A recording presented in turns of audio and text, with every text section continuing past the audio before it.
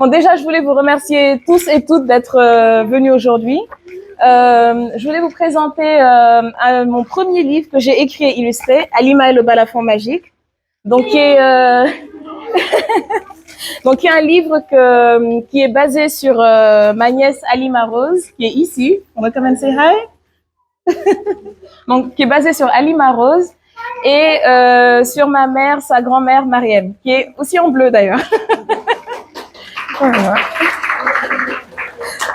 Donc, merci à tous et à toutes d'être venus. J'ai des petits cadeaux pour vous, donc n'hésitez pas à passer me voir après, pour que je vous les donne. Donc, on peut commencer la lecture. Alors, déjà, avant que la lecture ne commence, si tu reviens sur la page d'avant, est-ce que vous savez ce que c'est comme animal? Une tortue, bravo. Et comment ça s'appelle en Wolof?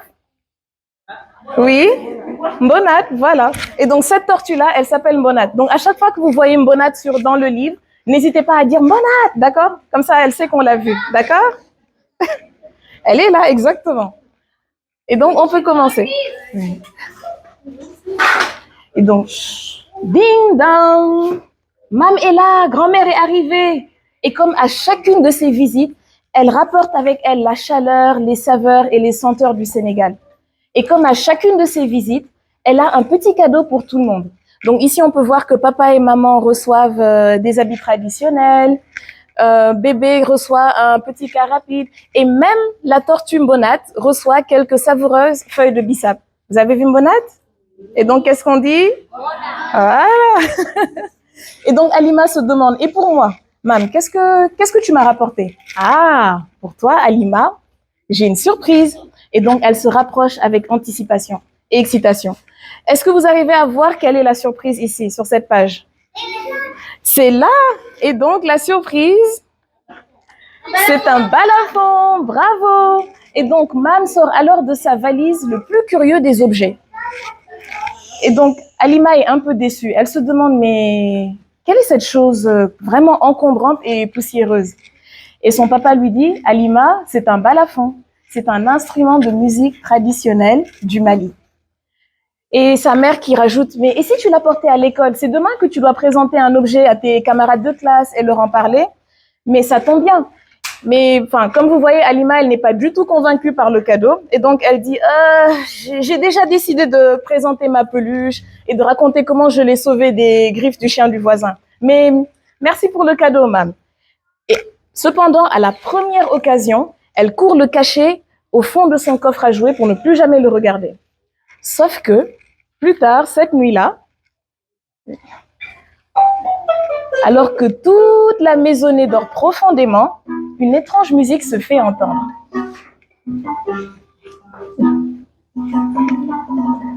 Et donc, Halima se redresse. La mélodie vient de l'endroit où elle a rangé le balafon. Donc, elle se rapproche tout doucement avec la pantoufle en avant parce qu'elle ne veut pas prendre de risque pour vérifier. Et là, le balafon sort du coffre à jouer et se met à voler et à jouer tout seul. Et là, elle se dit, je dois être en train de rêver.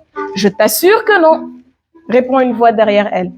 Et donc, Halima se retourne en poussant un petit cri et ouvre de grands yeux parce que devant elle se tient un petit garçon. Chut, lui dit celui-ci en lui indiquant de se taire. Tu vas réveiller tes parents. Mais Halima ne l'écoute absolument pas. Elle se jette sous sa couverture et elle jette la couverture sur sa tête avec Mbonat.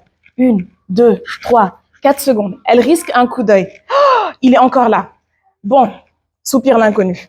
Je retourne jouer du balafon. Fais-moi signe quand tu as fini d'avoir peur. Attends, qui es-tu?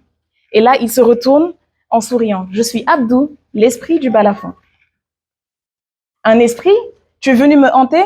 Pas du tout. Il répond très vexé. Je ne suis pas de cette catégorie de revenants. Hein. Je vis dans cet instrument et ma mission est de te faire explorer ta terre d'origine. C'est Mam qui t'envoie? S'étonne Halima. Pas exactement, mais ta grand-mère espère que ce balafon te fera découvrir le Sénégal à travers son histoire et sa culture. Et je me propose de réaliser son vœu.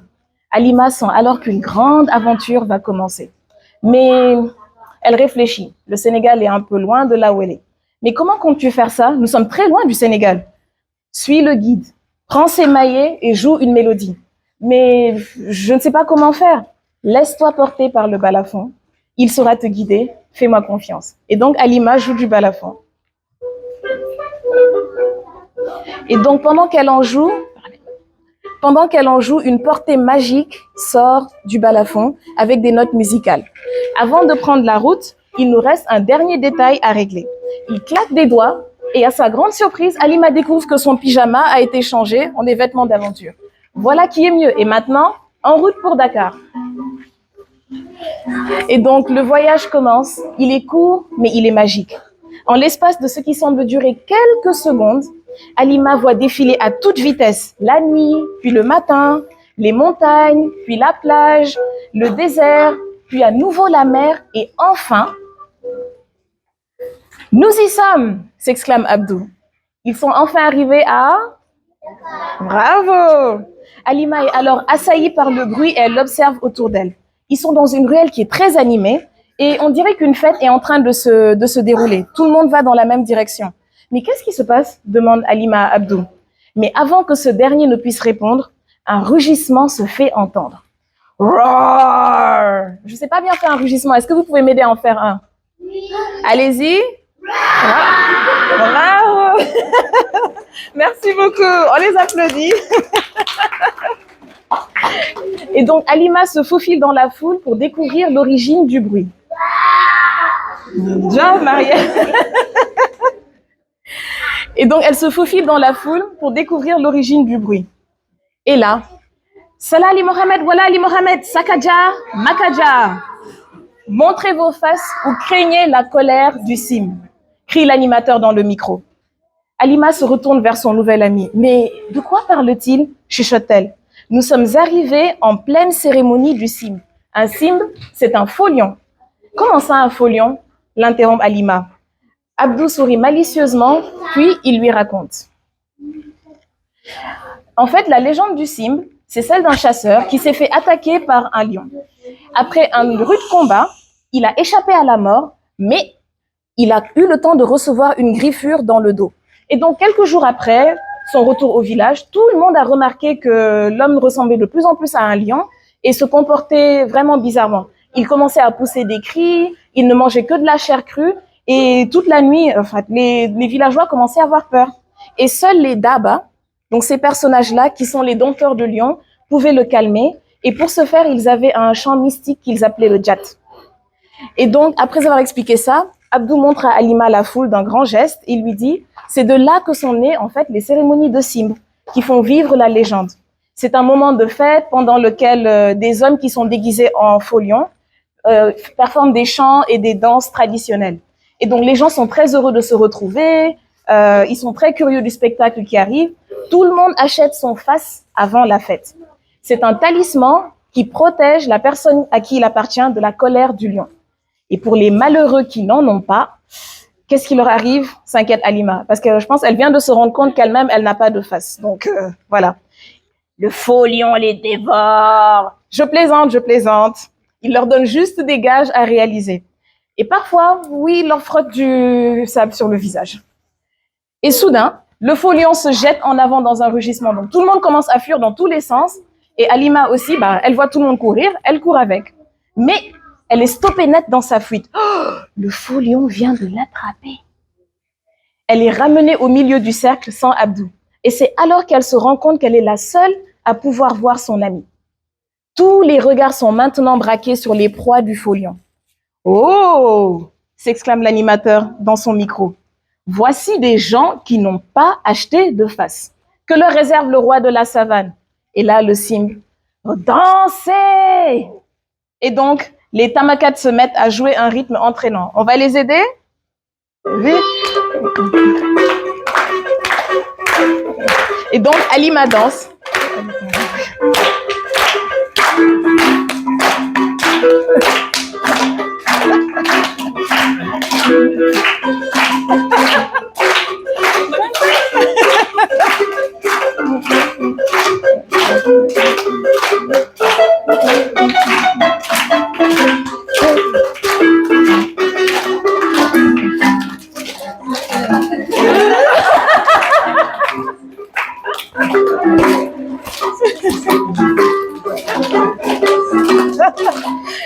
Et là, heureusement, par miracle, elle se souvient. Bravo, déjà bravo pour Mariam.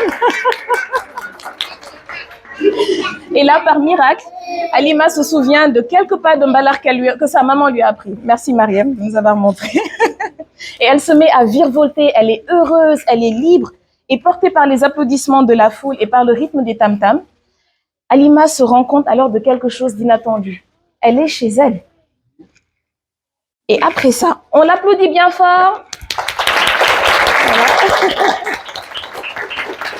Et donc, tiens, tu mérites ce face. Mais la prochaine fois,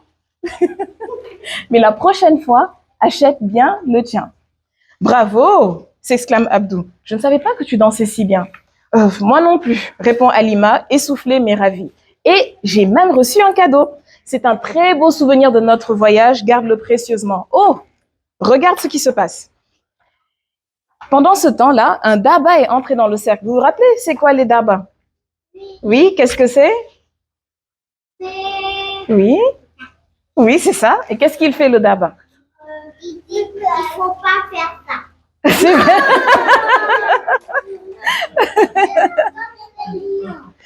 Voilà, il calme le lion, bravo. Bravo, on applaudit. Bravo. Et donc, il entre dans le cercle et pour calmer le lion, il entame un djat.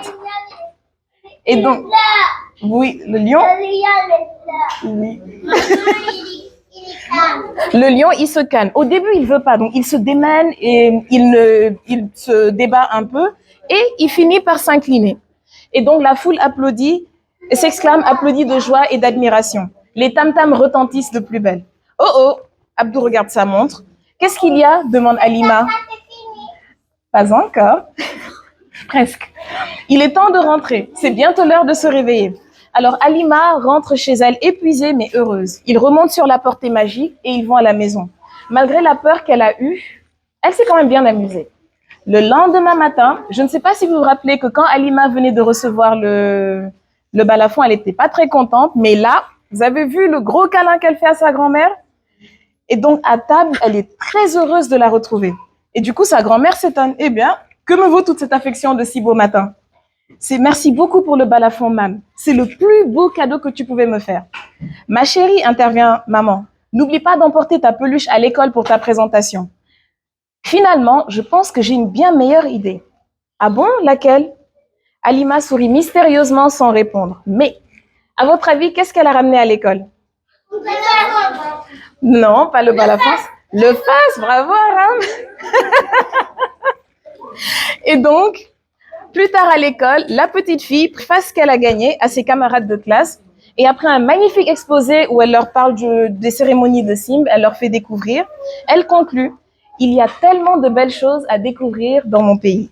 Elle sourit à son nouvel ami Abdou et elle a hâte d'embarquer avec lui pour de nouvelles aventures grâce à son balafon magique. Et on dit au revoir à notre ami. Bravo! Et voilà! Merci. Okay. Alors, je ne sais pas si vous avez des questions pour moi sur l'histoire, sur les dessins, tout ce que vous voulez. Posez vos questions. Vas-y, tu as des questions? De quoi? Oui, sur l'histoire, vas-y. Quelle est ta question? Oui, c'est l'histoire d'Halima. Et tu sais d'où elle vient cette histoire?